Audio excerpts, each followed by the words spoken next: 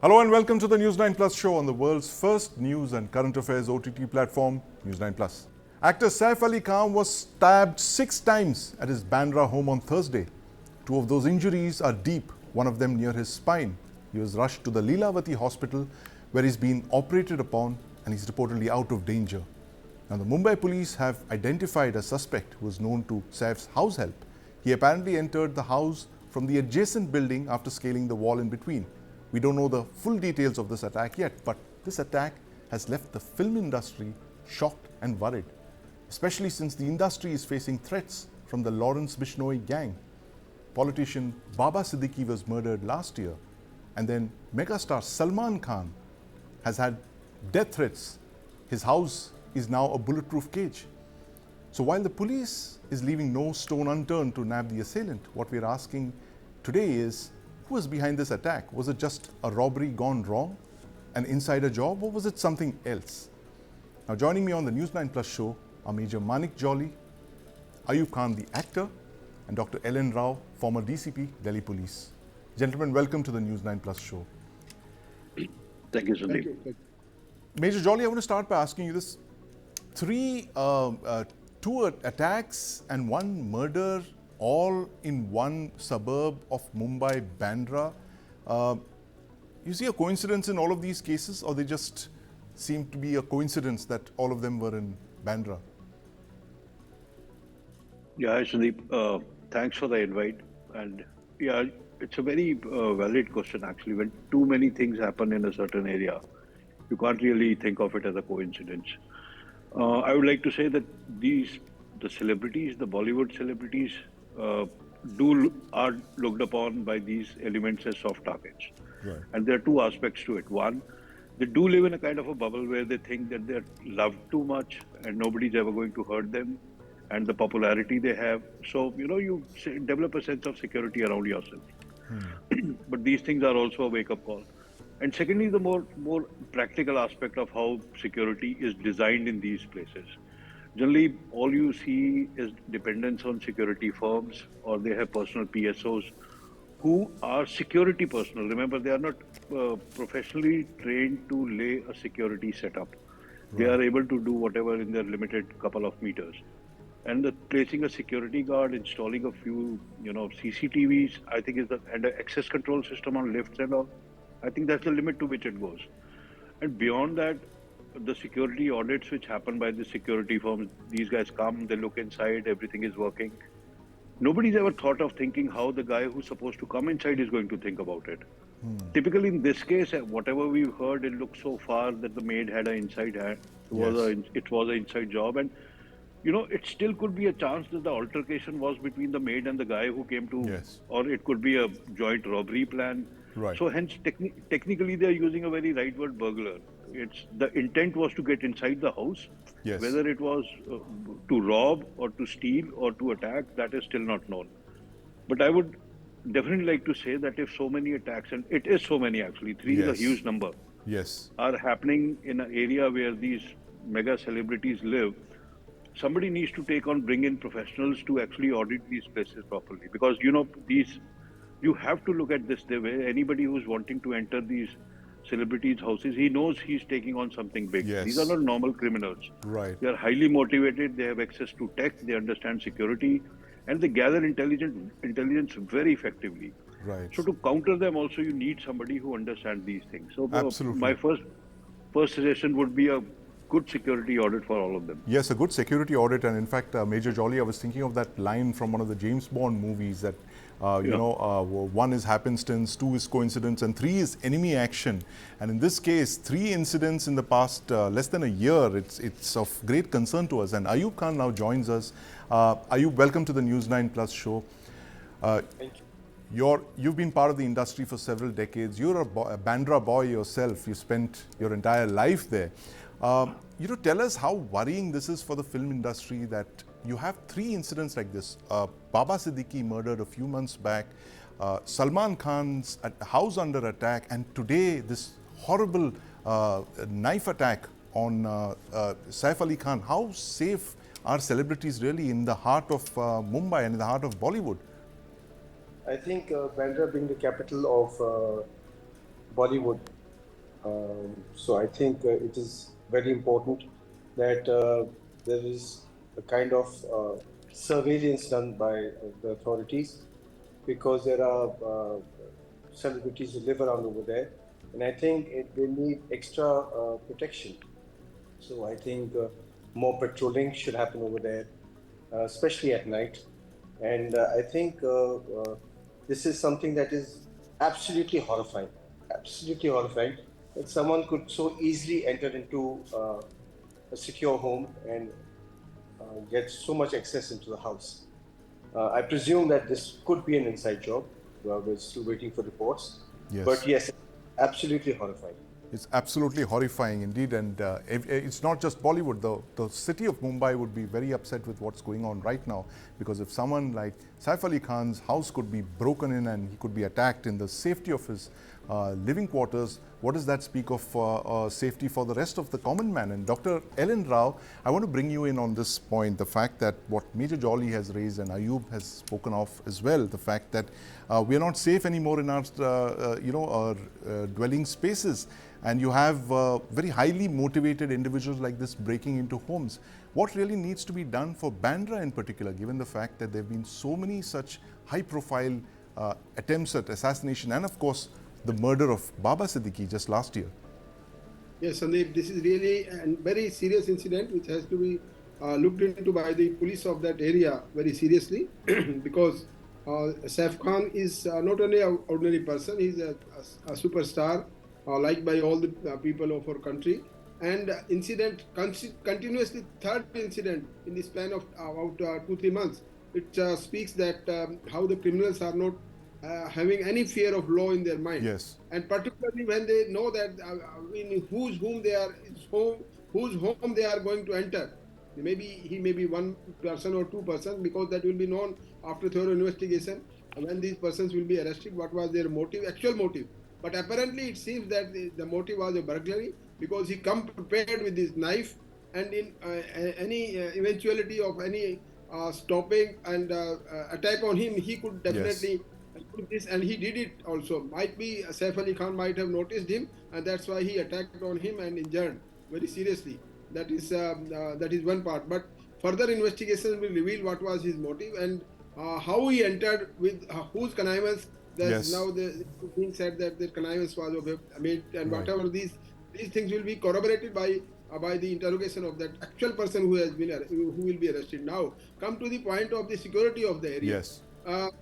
That's very important, because in the past, when 2-3 very serious incidents, including murder, has happened, and even then the police patrolling, I think so, because I must tell you with my experience that when there is a police patrolling in the area, that criminals not dare to enter in that area, because when they see that there is a lack of police presence and lack of police attention in that area, then only they can dare to enter. Absolutely, very important point, and that's brought out by Ayub as well, the fact that you need a police presence there. And Ayub, I was reminded of the time back in the 90s when you had just made your debut in Bollywood, and the underworld was running riot, and they had, of course, the film industry in their gun sights. There were many attempts made on the lives of celebrities. Some of them got away. Are we looking at a return to those era, the era of the nervous 90s, if you can call it that, when the underworld held sway over Mumbai and Bollywood was in fear of it? Is that fear kind of returning now with these spate of incidents now in the last couple of months? I don't think that will ever come back, because I think our policing is phenomenal. We have great police officers, we have a great force, and they actively address all issues promptly. I am hoping that although that we have had these 3 incidences where Mr. Baba Siddiqui was killed, Salman Khan's house was shot at, and now this next incident, I think I hope that this will be these will be an aberration rather than the norm. And I'm hoping that because I have great confidence in our policing force, I believe that this will be addressed promptly, swiftly, and effectively. Right. But like I said, we all as a society also need to take certain measures to make sure that what kind of people enter premises, what kind of Yes. security we have in our societies, who are looking after, who are the agencies that are looking after the security. That also needs to be looked into. What kind of servants are being taken on? What background checks are being done? So as society, we also have a certain amount of responsibility. But like I said, one can never say, one can never be completely sure about all this. You just have to take whatever precautions you can. And I'm hoping that this is just an aberration, and hopefully such incidents will not take place further. I'm hoping. Absolutely. Yes. But important points there, Ayub, the fact that you said that there are some responsibilities for citizens as well. Manik, I want to ask you this. Since you're a security professional, you've done security audits yourself in the army and, of course, in civilian life. What are the lessons really from these incidents for not just celebrities, but for ordinary people as well who live in housing societies? What should they really do to protect themselves? I think, Sandeep, one of the biggest lessons that I've seen and I have seen across the country is that security of premises, houses are often left to security companies and the owners. Right. And none of them are actually hardcore security professionals. What happens is you have one guard standing outside with a lathi, register, and a pen, and you think it's a Fort Knox. It's not. It's not. It's not secure. Secondly, there has to be a very strong alignment in especially area where such HNIs, Yes. celebrities live, between the police and the intelligence agencies. Generally, what happens is on any incident, Right. whether it be this or anything else, we both have a very different way of looking at it. On same incident, I would have 10 different points, and all policemen will have different. The alignment has to happen at some point. The sharing of information, the joint effort has to go in accordance with the people who are living here, and especially people who are in household. We generally depend on just a simple, and fine, we as regular citizens can afford it, but people who are, let's call it the higher state of society, they have to be very, very sure who they are letting in, who those people are talking to. Right. Regular conversations need to happen with your house staff. Who are your relatives? Who are your friends? Who do you talk to? Especially when you are inside, what are you using your phone for? So these are small security measures that are very grassroots level. But as you step up, you see CCTV is a reactive measure. Right. CCTV is not going to stop anybody. Later on, you can keep investing. You have to have some proactive measures to ensure that these things don't happen. So, there's a whole mechanism to it. We don't have that much time. But all I can say is that, again, I'll reiterate that there is a need for professionals to do this. Otherwise, all securities are as good as open, actually. That guy with the stick outside and a CCTV is hardly a deterrent. Right. Absolutely. Need for professionals as well. But, Dr. Rao, this point that you made earlier about a police presence, of course, that would be required to deter criminals from breaking into, apartment blocks like this. But beyond that, what is it that the citizens can do to keep themselves safe in areas like this? Major Jolly mentioned, of course, screening of your household staff is really important. CCTV cameras also important. But what, in addition to that, should we really do to keep ourselves safe?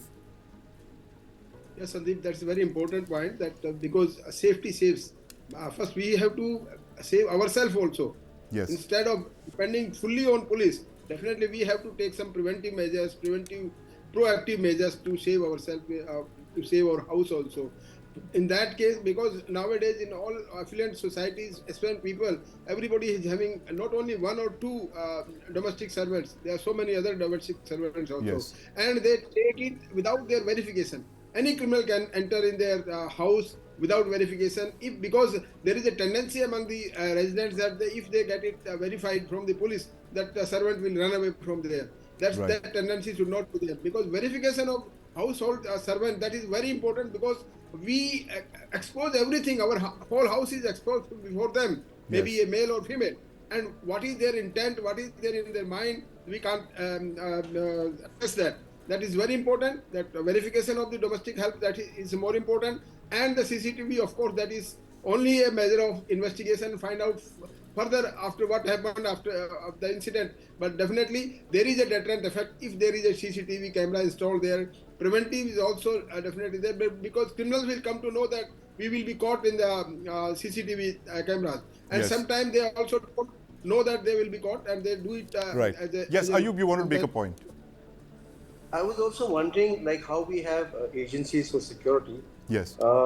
We should also concentrate on having agencies when we need domestic help, whereby proper background checks can be done by those Yes. agencies, and they should be recognized by the government, also by the authorities, law enforcing authorities, whereby such incidents can be curtailed to quite an extent. Just having security and CCTV cameras and police will not really solve the problem. I think if there is a concerted effort into organizing this sector, whereby people are organized in such a manner whereby background checks can be done, I think it can be much more safer for a lot of citizens, especially for the elderly, because they are the ones who are prone to such attacks, and Yes. they are easy victims. Even in a celebrity's house, there's a possibility that you might have security. But I think for the aged, it's very important that such kind of agencies come up where domestic help is run through an agency and someone can take some kind of onus for the people. Yes. I'm going to ask Major Jolly if this is possible, if it's feasible. Do you have agencies like this, Major Jolly, that vet the background of your domestic staff at home? Yes, there are, but again, the fact is, like in the society I live, there are 700 flats. So it means there are at least 500 maids, 300 drivers. In Yes. a single society, there are thousands of people working.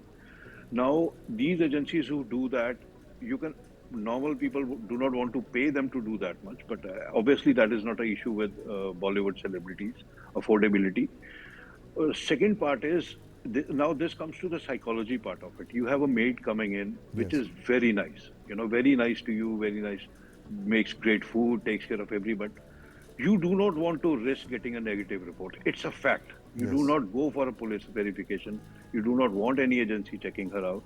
Even if, like what Sir said, a pretty valid point actually. People do not want to get police verifications done because police might tell you that this is an illegal immigrant. This is Right.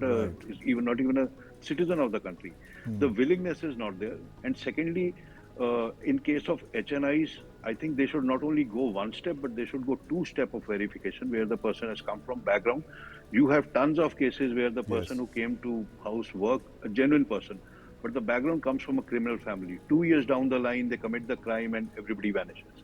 Right. So there are agencies, no doubt about it, but the willingness has to come from the house owners that we want to get this done. Right. That is missing. Yes, that's missing indeed. There are lots of takeaways from what you just said, Major Jolly. But in conclusion, I want to ask Ayub this: how worried is the film industry really, Ayub, today? It's a miracle that Saif got away with that. I mean, his life was saved today.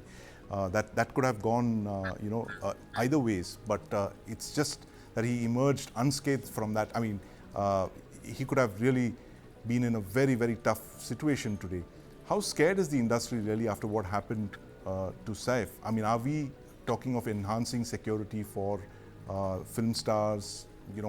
Is there a plan to approach the government, for instance, and ask them to increase the security in all of these areas where you live, in like Bandra, for instance, the heart of Bollywood, as you mentioned? What is the film industry really talking about? I don't think there's right now much talk happening because this is just so sudden and it's just happened today. But yes, people will be extremely worried and cagey about now, taking on people as their staff.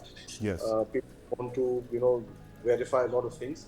And it is worrying. And like I said, I think we need to, rather than worrying and getting scared, we all need to work together.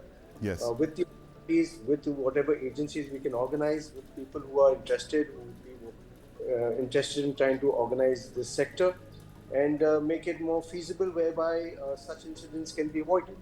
I think not only the film industry, I think any society whereby there is a question of safety and security is concerned wouldn't mind going that extra mile to make sure that the people walking into your society, because gone are the days when you had buildings of 2 stories and 3 stories and very few residents living. Now you have 20, 30 story buildings with 400-500 flats, and like was said earlier, there are about 500 people coming into work. Yes. Need to have some kind of system whereby people can be held accountable. Whether it's the domestic help or the agency or with the authorities, we need to find out the system whereby everybody can plug into the system and feel a little secure. Right, absolutely. That's the big takeaway there. We need a system that could make us feel secure at the end of the day, as Ayub Khan just mentioned. But of course, our thoughts and prayers are with the family of Saif Ali Khan. It's incredible that he survived that murderous attack on him in his house today, and that's the reason we're talking about this incident and what it means for not just the industry but for the city of Mumbai as well. Thank you very much for joining us, Ayub Khan, Major Jolly, and of course, Dr. Rao. In 1961, the then US President Eisenhower warned of a military-industrial complex in the United States. Today, more than 60 years later, another US President, outgoing US President Joe Biden, spoke about a techno-industrial complex taking shape in the US and which had, in his words, amassed a dangerous concentration of power. Now, he's obviously referring to the world's richest man, techno-billionaire Elon Musk, who's backing President Donald Trump. But the US, for the rest of us, is the world's techno-industrial complex. It creates the rules and clubs and decides who gets into these clubs and who stays out. Now, two recent decisions of the Biden administration directly impact us. One is on artificial intelligence and the other on nuclear technology. Now, the first grades the world into different shades, defines who will access US technology. And the second is a mini nuclear deal of sorts where three important Indian organizations, the Baba Atomic Research Center, the Indira Gandhi Center for Atomic Research, and the Indian Rare Earths Limited, have been taken off the entity list by the US. Now, joining me to discuss the import of these two decisions by the outgoing Biden administration, Dr. Pranay Kotastane, who is Deputy Director at the Takshashila Institution, and Colonel Anurag Avasthi, former Vice President of the Indian Semiconductors Association. Gentlemen, welcome to the News 9 Plus show. Thank you. Pranay, I want to start by asking you this. From chips to nuclear reactors, the Biden administration has a lot for the world and world in general, and for us in particular. Make sense of these two moves for us. They've seemed to have taken a lot of Indian entities off the restricted list when it comes to nuclear technology, but they've put some caps on us in semiconductors and AI chips. So, yeah, see, the way to look at it is export controls are becoming a predominant tool that the US is using to achieve its geopolitical goals. And the idea of small yard, high fence, which Jake Sullivan talked about a few years ago, is now morphed into a large yard, large fence, right? And this yard is now having many other things. There were biotech controls now announced just yesterday, and on AI and on AI design, OSAT companies, etc. So these are not just applicable to India, but these are applicable to the world at large, and they are trying to create layered access to advanced AI compute in one way or the other. On the nuclear side, what they have done is they have delisted a few companies which were already on the entity list. Now, again, this was due to the past multilateral technology control regimes where India's nuclear development was seen antithetical to the US in the Cold War era. So that's what it started with. But now with the changed geopolitics, at least those companies are no longer a threat to the US, especially the IREL part that you mentioned, because rare earths earlier in India was tightly coupled with the Department of Atomic Energy. But now we know rare earths actually have much broader uses, and India, US have been talking about a critical minerals partnership through the Quad, etc. So it made sense for them to delist IREL if they want a lot of critical mineral development to happen outside China. Right, absolutely. A lot of takeaways for us from those two decisions by the Biden administration. But Colonel Avasthi, how significant is this framework for AI diffusion rules? I was just reading the article that you wrote in the Economic Times today. Do you think it creates some kind of a new chip apartheid, a new club that's been created, the AI haves and the AI have-nots? Sandeep, let me, first give you a small little expose as to what exactly, it's a very large and it's a very long document of 168 pages, what you can access on the open source. And possibly, to my mind, it will take a number of technocrats, policymakers, legal, and industrial guys to understand what it actually means. But having said that, see, what the sense that I make out of this document is that the American political establishment, it seeks to put in a process, very clear, a process into motion, which will dictate the entire framework of how the AI is governed worldwide. Now, at the heart of this is the GPU, the graphic processing unit, which is basically critical for building a large scale AI models, sampling, testing, and it's all essential for essentially all AI applications. Now, the entire sub-cheese of the document is that the document hinges on the computing power. Now, computing power, what the document says is that uh, the segmentation of the world is done in three tiers. That is tier one, which looks at the famous Five Eyes network countries, Yes. some critical NATO allies, as well as some people who are very very clear in the AI value chain, like Japan, Korea, etc. Right. Then of course most of the world is in tier two, and then of course you have the tier three, which has China and Russia and you know all these entities. Absolutely no go. The third tier, I'm assuming, is the one where you absolutely no commerce is It's possible with them. absolutely no Yes. go. I mean, No go. it's a very well-known fact. You put China, Russia, and North Korea in that, so it is essentially a Right. no-go, so no proliferation whatsoever. Now the problem is something different. The problem is that the entire, the document looks at computing power, which can be utilized in, tier one countries cannot exceed 25% of these hyperscalers like, Google, Amazon, and Yes. Microsoft's. It cannot exceed more than 7% in a tier two country, which has been Right. designated very clearly, with nearly 50% of the captive computing power preferentially for the United States. Right.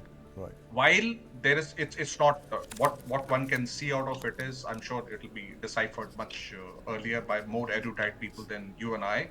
But what there still seems to be another route called the VEU, or the validated end user route, Yes. which can be done. But the problem with the VEU route, what I can foresee is that it'll only be applicable for civilian applications, and these Right. cutting edge applications in military, aerospace, Yes. surveillance, etc. You will not be able to use it. So proliferation will be very very restricted. Now what Right. happens because of this?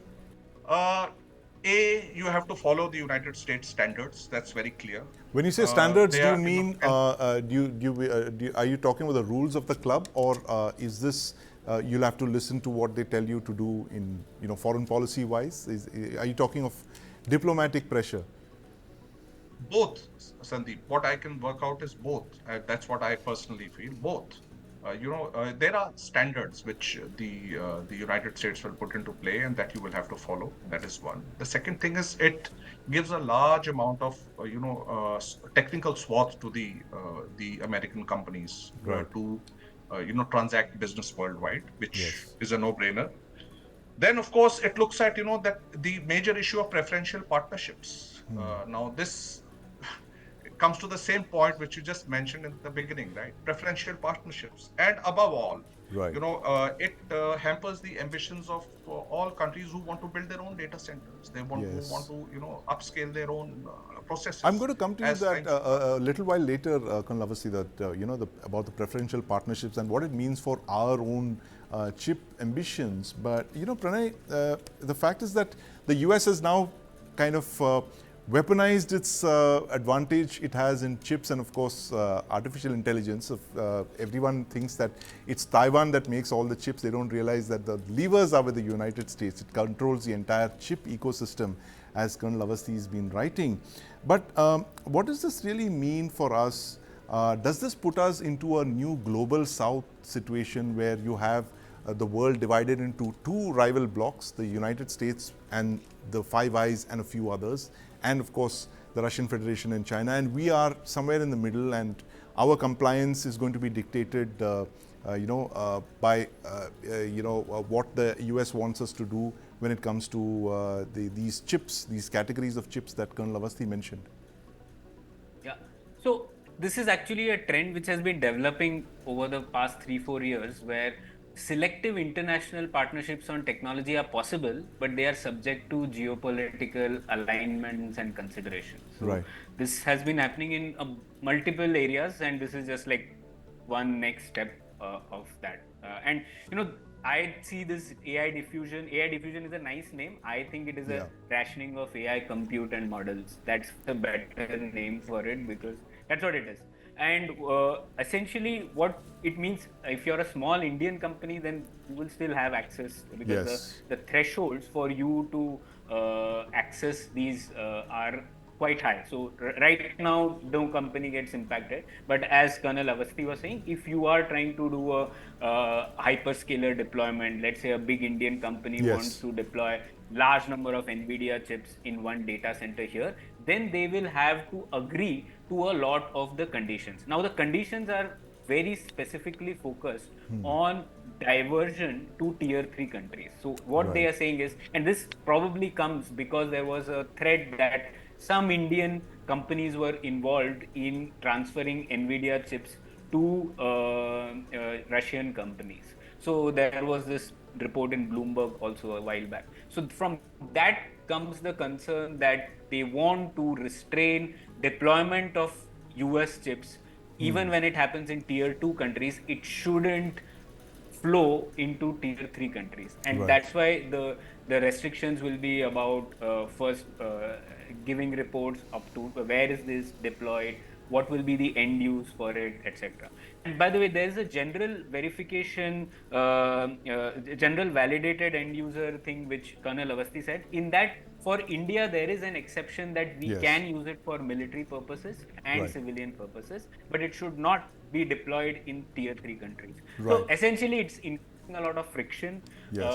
and the signal is clear that you need to align more to what we are saying if you Yes. want access to the most advanced AI compute. And don't forget, the new thing in this is that there are restrictions on models also. So Right. earlier, OpenAI could easily be deployed by anyone else, Right. even though, but a next OpenAI model which goes above the current threshold, which has been set in these rules, Yes. that might not be so easily deployable if you don't follow some of those conditions. So Right, there is a absolutely. So it's a controlled kind of method. a way to check chip proliferation, if you can call it that. But Colonel Avasthi, coming back to you, what does this mean? What do these new US, restrictions mean for India's own semiconductor ecosystem? It's a very nascent industry which is going to deliver its first chips next year. What does this mean for us, really?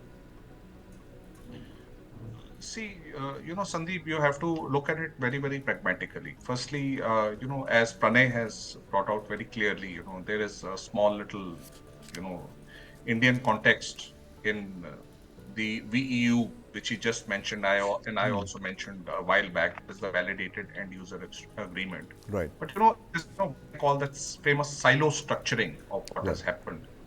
We must understand that there are two very, very important forums that Yes. India and US are a part of.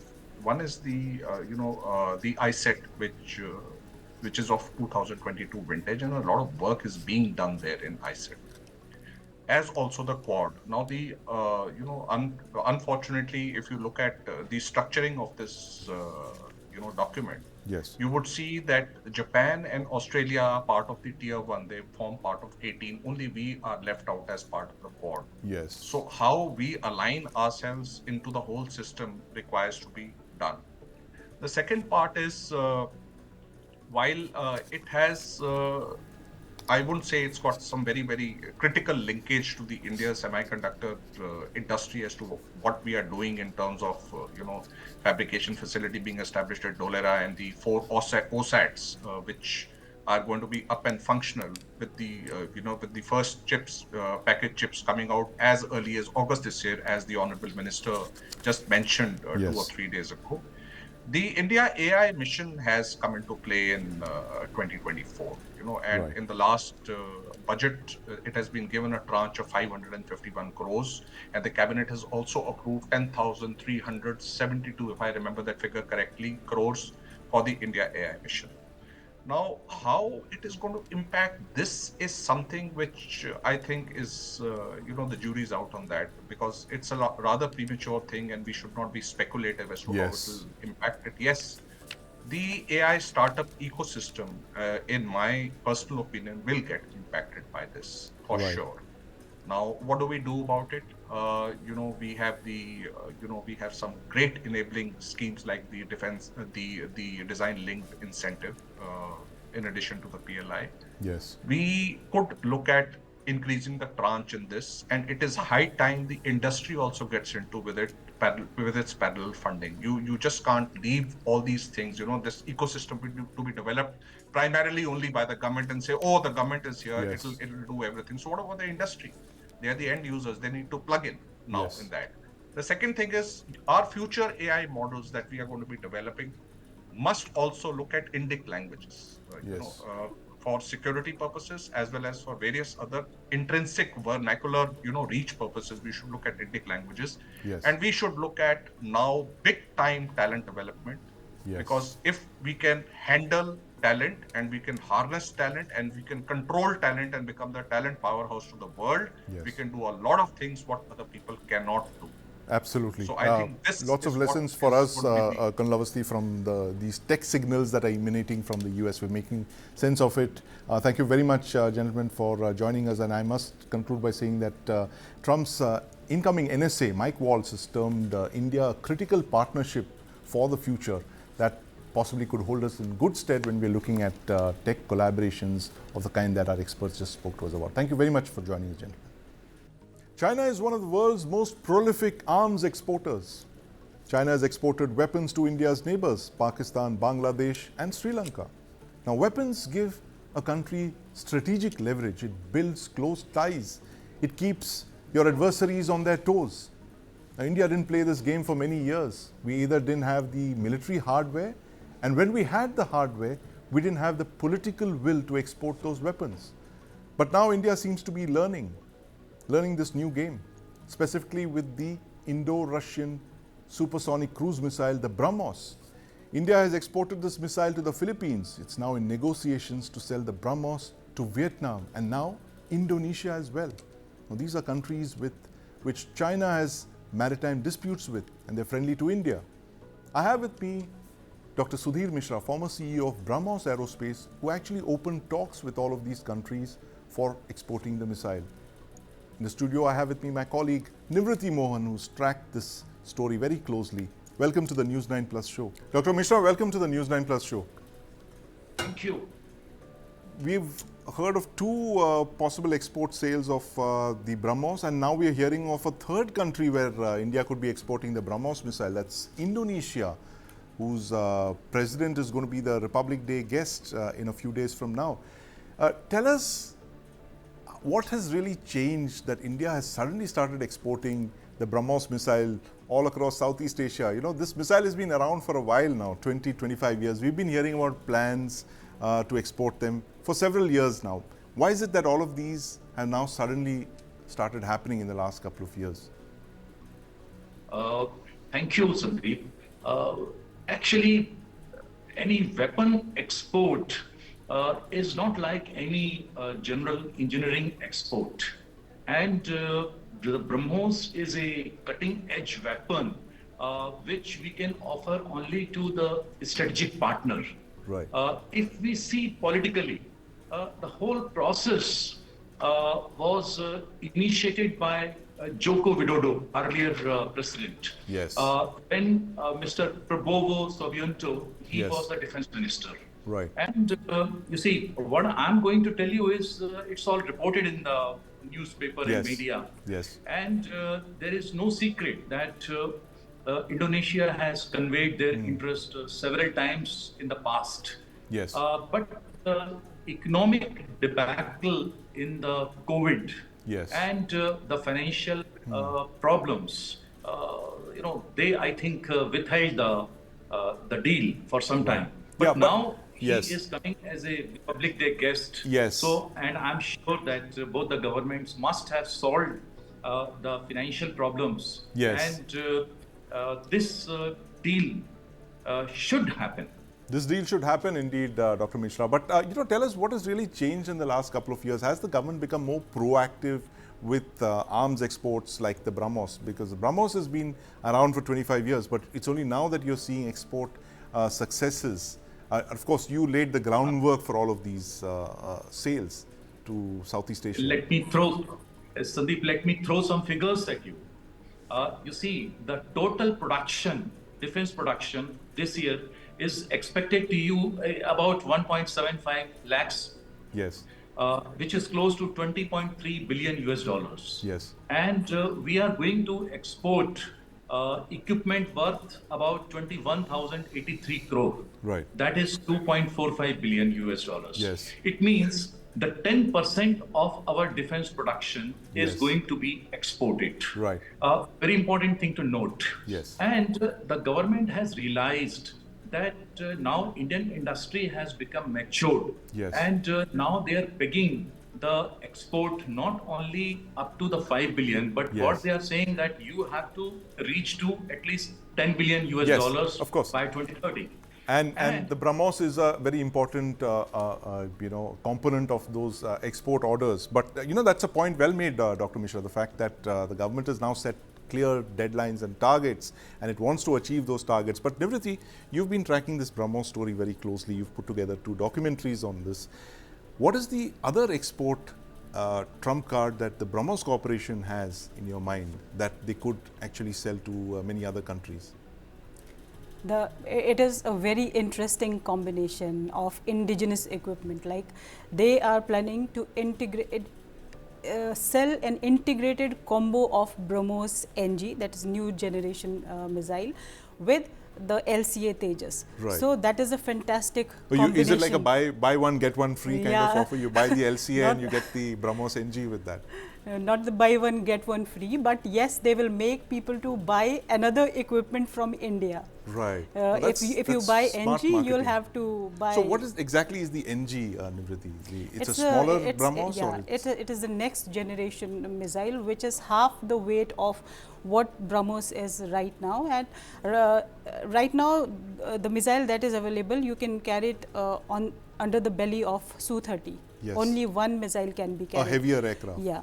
But now, when NG comes, you can carry 2 missiles on an aircraft, on a fighter aircraft, and almost any aircraft in the world can carry 2 missiles under the wings. So that's going to be another big export trump card for the Brahmos Corporation. As I was speaking to the officials, they were telling me that this can enhance the export of Brahmos by 4 times. 4 times? That's a staggering figure there, Nivriti. You've just given us a lot more information there about Brahmos Corporation's new plans with the Brahmos NG missile. Thank you very much, Dr. Mishra. We keep coming back to you to talk about this great Indian export success story of the Brahmos, the Indo-Russian cruise missile that's making the waves literally in Southeast Asia. Thank you very much for joining us, and of course my colleague Nivriti Mohan.